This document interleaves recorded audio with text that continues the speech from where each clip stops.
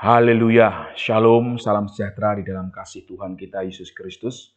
Bapak Ibu Saudaraku yang diberkati Tuhan, renungan kita hari ini Selasa 21 September 2021 terambil dalam Yehezkiel 36 ayat yang ke-26.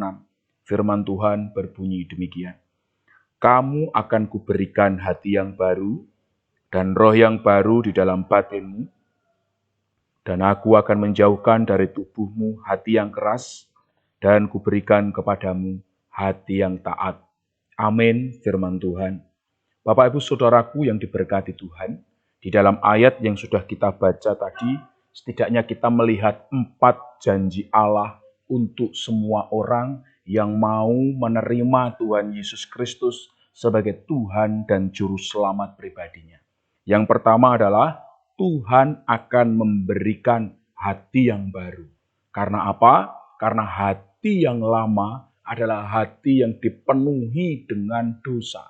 Dosa selalu membawa kita untuk tidak dapat mentaati perintah Tuhan. Dosa membawa kita tidak dapat mentaati kehendak Allah. Dosa membuat kita selalu menentang apa yang menjadi kehendak Allah. Dan yang kedua, Tuhan memberikan janji kepada kita semua untuk memberikan roh yang baru. Kenapa? Karena roh kita di dalam dosa membuat kita tidak memiliki kesadaran ilahi kepada Allah. Dan roh yang baru yang diberikan Tuhan adalah roh yang telah diperbaharui oleh Allah, di mana Roh Kudus, roh Allah, pribadi Allah itu menjadi meterai di dalam hati kita untuk memberikan kepada kita semua kesadaran akan keberadaan Tuhan. Selanjutnya roh yang baru tadi sebagai meterai di dalam kehidupan kita akan menuntun kita untuk kita melakukan kehendak Allah. Untuk kita dapat melakukan setiap firman Tuhan dengan penuh kesadaran dan penuh dengan ketaatan kepada Tuhan. Yang ketiga, firman Tuhan katakan dalam ayat ini, Tuhan akan menjauhkan kita dari hati yang keras. Hati yang keras adalah hati yang selalu melawan, hati yang selalu menentang, hati yang tidak mau diajar, hati yang tidak mau dibentuk, hati yang tidak mau taat kepada kehendak Allah.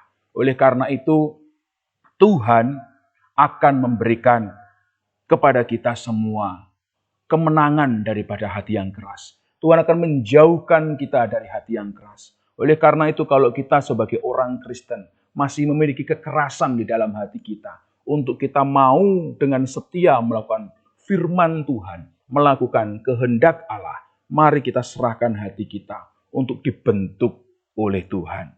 Dan yang keempat, firman Tuhan katakan, Tuhan akan memberikan kepada setiap orang yang percaya kepadanya hati yang taat. Hati yang taat adalah hati yang mau senantiasa dibentuk oleh Allah. Hati yang taat berbicara tentang bagaimana seorang Kristen yang hidupnya dipimpin, diterangi oleh firman Tuhan. Dia tidak lagi dikuasai oleh dirinya sendiri, oleh keinginannya, tetapi roh Allah yang berkarya dalam hidupnya. Firman Allah menjadi pegangannya, menjadi senjatanya, menjadi pedang rohnya. Oleh karena itu, ketaatan akan membawa setiap kita semua untuk hidup berkenan kepada Tuhan. Terimalah Tuhan Yesus Kristus sebagai Tuhan dan Juru Selamat. Maka Tuhan akan memberikan kepada kita hati yang baru dan roh yang baru. Hati yang baru dan roh yang baru akan terbukti dari hati kita yang dilembutkan oleh Tuhan. Kita akan dijauhkan dari hati yang keras. Tetapi Tuhan akan memberikan kepada kita semua hati yang taat kepada Dia. Hati yang selalu menempatkan Tuhan di dalam posisi yang utama dan pertama dalam hidup kita.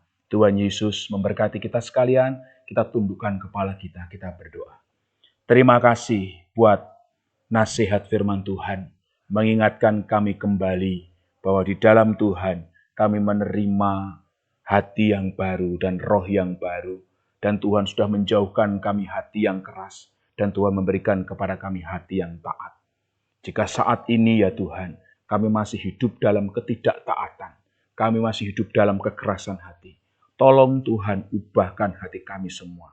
Di dalam nama Tuhan Yesus Kristus, hamba-Mu berdoa dan kami mau menerima Engkau sebagai Tuhan dan Juru Selamat pribadi kami untuk mengubahkan hati kami menjadi hati-Mu Tuhan. Dan kami memiliki hati-Mu itu, hati yang penuh dengan belas kasihan, hati yang taat dan patuh kepada firman Tuhan. Ini doa kami Tuhan, sertai jemaat-Mu, sertai umat-Mu. Di dalam nama Yesus Kristus kami sudah berdoa. Haleluya. Amin. Selamat pagi, selamat beraktivitas. Tuhan memberkati kita sekalian. Amin.